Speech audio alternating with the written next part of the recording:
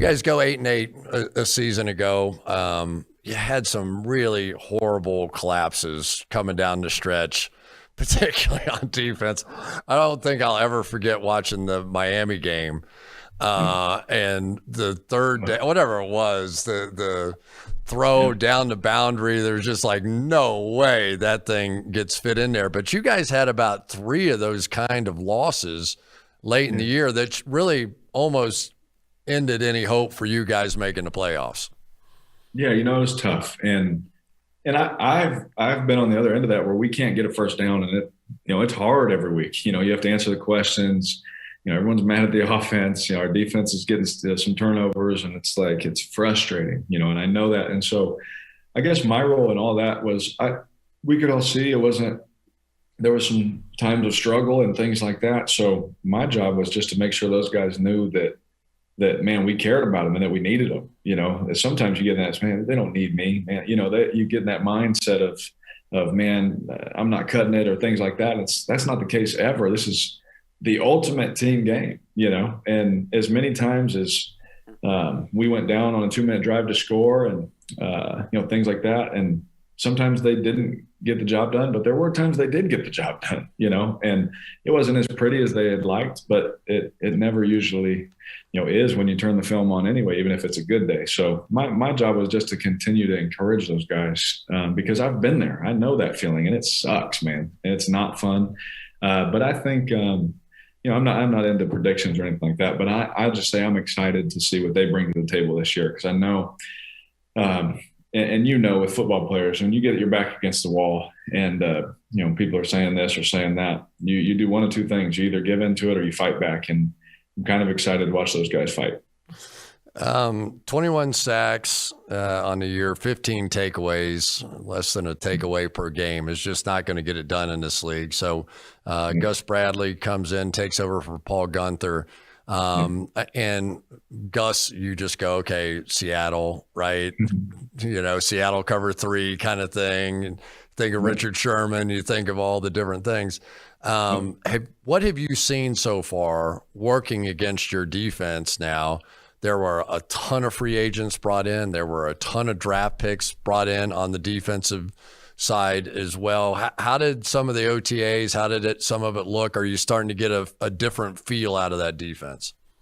Yeah. Anytime there's a new voice or a new scheme, there's always a new energy, right? There's always an excitement. There's always that. And there has to be, because it's what it takes. This is our job. So we're going to take this voice, we're going to run with it. And one thing I know about going against Gus, right? And one thing I've seen now being on the same team as Gus and on the same practice field is I've always known he's a really good coach.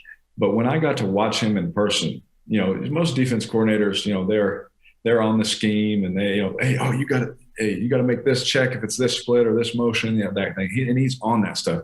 But I haven't seen a defense coordinator as locked in and I would say hold people to such a standard of their fundamentals on each snap and the tackling and the fit. And I mean, he is on them every single play. And it is impressive because the way he can bring it every day and the way he brings his energy every day. And I'm sure you've talked to Gus and sure. He's literally that same way every second of the day. And I'm like, I don't know how you do it, man.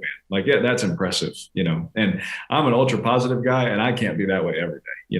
That's impressive, Gus, but he is exactly who I thought he was. But beyond the scheme and beyond the past and beyond all those things and going against him and him forcing you to check the ball down, and it's frustrating and it's annoying because they're playing cover 3, but the way they do it, you have to check it down. It's annoying. But the thing with him that has been the most impressive is in the on the field, play after play, down after down consistency of him making sure everything is correct. And I've just been blown away by that he can really bring it like that every day.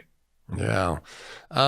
It's even more frustrating when you lose Nelson Aguilar, who really was the guy that ended up being your big play threat a season ago. Everybody thought it would be Henry Ruggs. Of course, still probably will be this season, one of the really athletic, fast guys to come out in the draft last year, the top receiver in that draft. But he really got caught in one of those unfortunate situations with COVID, lack of training camp, trying to learn Gruden's offense, which I'm sure didn't come to you overnight, even though you have a photographic memory.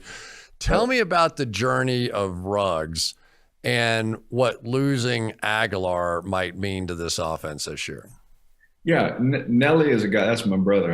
You liked him. I know you liked him a lot. Oh, I love that man. Oh my goodness. When he came in day one, and obviously I played in college and I watched him, I'm a football fan, so I knew about him. But when he showed up and ran his first route, I was like, this dude is special. You see why he's a first round pick. And, I love him. I'm going to miss him.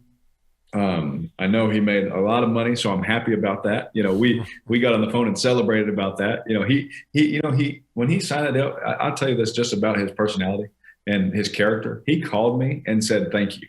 Like, I was like, bro, you don't have to thank me for anything. You're the one that did the work. But he called me and was like, bro, thank you for helping me do this, man. Like, this is unbelievable. Like, I was like, bro, you're A+ all over the board. Right. And my goal is to help everyone do that, but he's gone and we wish him the best anytime except he plays us. But what an opportunity it is for Henry now, right? He got to watch Nelly work every day and the consistent grind of what Nelly would bring to the table, not just in practice. That man practices like a racehorse, man. He runs all day, but the way he would go about his business in the meeting room and Henry, there's something that happened. I don't know what it is. And I knew he had it in him because Henry's a dog. Like, he's not just one of those fast track guys. Like, he is a football player. And something clicked in his brain or something that, man, he came out with a mentality that I'm like, man, this can be exciting. When you use that 4.2 speed with that mentality, this could be really exciting. Then we add John Brown and we have Zay Jones, who I think – promise you, he probably runs 4.2 now. I mean, that guy's the hardest worker I've ever seen. And now we have all this speed. You got Brian Edwards, you got Hunter in the slot, you got Willie Snead, and all these guys. I'm going to stop naming them or else I'm going to forget somebody. But you got all these guys, and what an opportunity it is for them now, because they saw that if they worked hard and they did it in practice, they can show me in practice, I'll trust you in the game. That's for sure. And our hardest workers, on the practice field are always Darren Waller, Nelson Aguilar, Zay Jones. Well, when they're in the game, somehow they end up getting the ball, and there's no secret, just go out there and bust your tail. So I think it gives a great opportunity for these guys, especially Henry, to be like, I'm going to be the guy now. And I'm really excited to watch his growth this year. It's going to be fun. They probably the most interesting part for me watching the Raiders is John is always looking for that right offensive line combination, right? And despite the fact that you throw for 4,000 yards, somewhere in his gut is a little bit of a defensive coordinator mindset. If he can control the ball, running the football with a powerful offensive line and play action off of it, and it's all in there. It's all in there somewhere. And once again this year, we're doing the great reshuffle here, right, on the offensive line. And so the Rodney Hudsons of the world, arguably the best pass blocking center that we've seen in a decade. Trent Brown is now out of there. Gabe Jackson, who is such a cornerstone on that offensive line. As you now start over again and look at this, tell me your thoughts on this new offensive line. Maybe start with Andre James. Is that right? The young center that you've got going in there. It's a big role to fill. I mean, Gabe was fantastic. Yeah. It's going to be one thing. We're talking about those guys, Rodney, Trent, and Gabe. Those are my brothers, man. I love those guys, and I'm going to miss them. We've played many games together. But the thing I say this is, as you know, covering our games and watching us, we've had a lot of injuries, up front. And the bad thing is those guys were hurt. The good thing is the guys that are coming now have played a lot of football for us. It's not like I'm looking face to face with brand new guys who I've never played with. I still got Colton Miller. I got Richie Incognito, got Andre, who I've played games with. I got Denzel Good, who's a phenomenal player, and then Alex, who, he's a rookie, but we'll just let time tell and let his play do the talking. Right? We'll circle back to him in 1 second, but go ahead.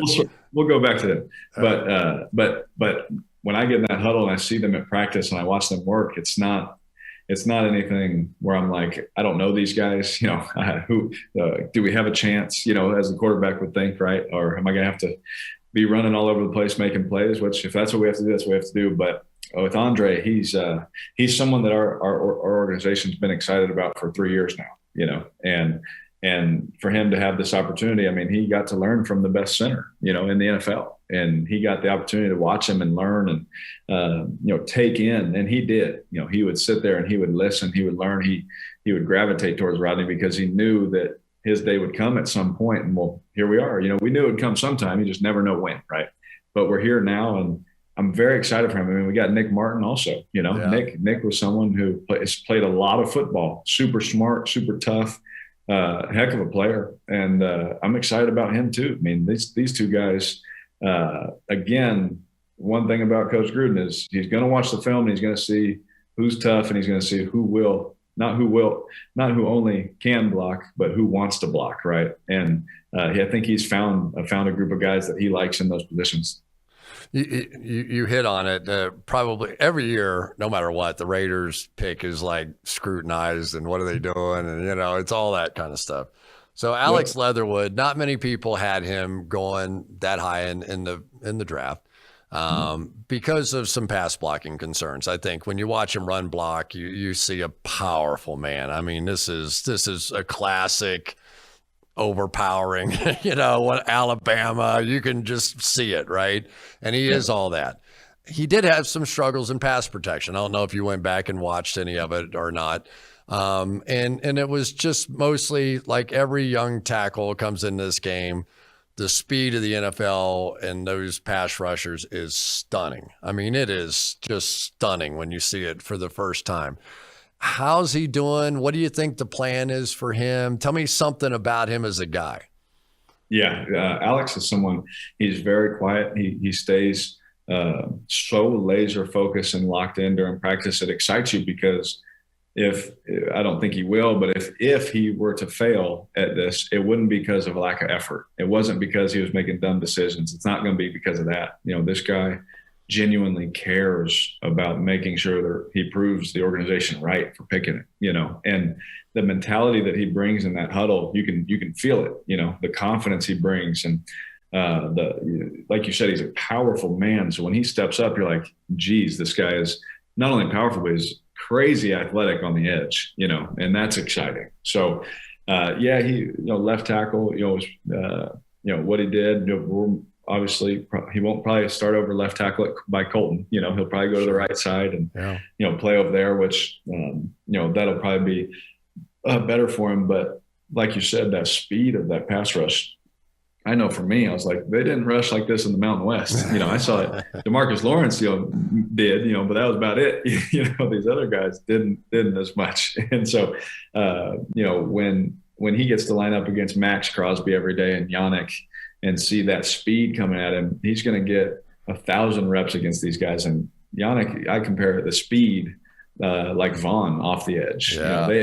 Those two, their get off is second to nobody. It's really impressive. So he's going to see that all camp. And Yannick's either going to ruin practice for us, or we're going to be able to. Alex is going to grow and learn, and we'll be able to see what we have. So it's going to be good competition. But I know from other teams and other guys that were kind of hoping Alex would fall to them later in the first round. So people are like, well, we should have got him in the second. Well, he wouldn't have been there, So it's crazy how things work out. And we ended up getting, the safety out of TCU in the second round, which is someone who they wanted us to get in the first round. So like, well, that was good. Can we celebrate that? So that's what our guys were saying. If they had just switched the two picks and taken, everybody would have gone great draft. They nailed it. They flip flopped it. So who knows?